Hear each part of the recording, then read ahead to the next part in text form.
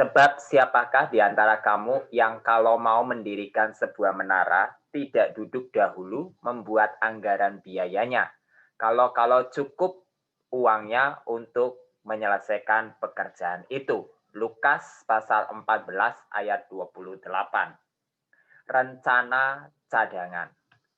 Sebelum bertanding dengan lawan yang dinilainya amat kuat, seorang petinju profesional menyusun strategi dengan amat cermat sambil memikirkan segala kemungkinan yang akan terjadi dalam pertandingannya nanti.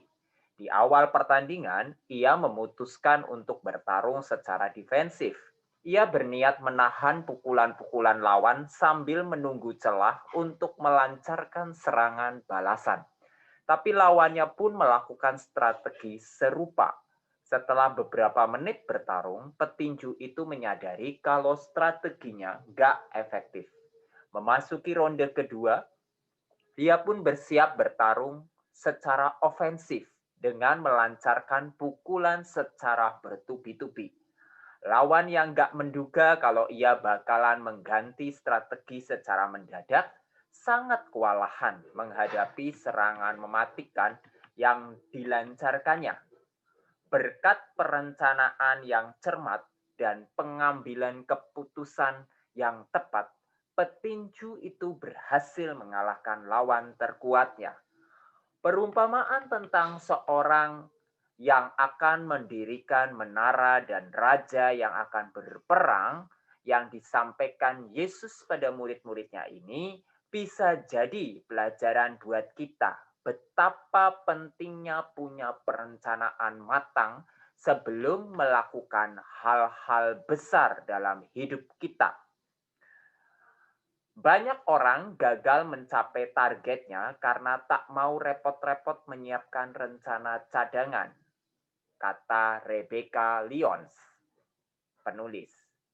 Bahkan Yesus juga ngingetin kita agar selalu siap dengan segala kemungkinan yang akan terjadi ketika menjalankan rencana tersebut. Saat kita menemui kendala di tengah jalan, meskipun kita udah melakukan perhitungan secara matang, kita bisa menggunakan rencana cadangan yang mungkin berbeda dari rencana semula.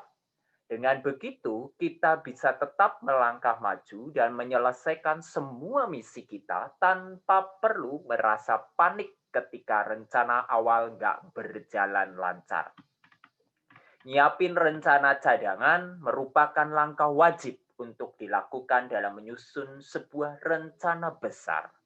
Namun bukan berarti kita berharap rencana utama itu akan gagal. Tujuan bikin rencana cadangan itu adalah buat mengantisipasi kalau semisal kita mengalami kendala saat melaksanakan rencana utama.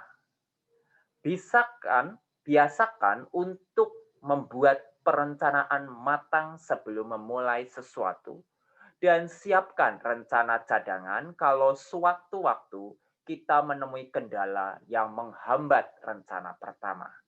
Dan yang terpenting, jangan lupa melibatkan Tuhan dalam setiap perencanaan yang kita buat.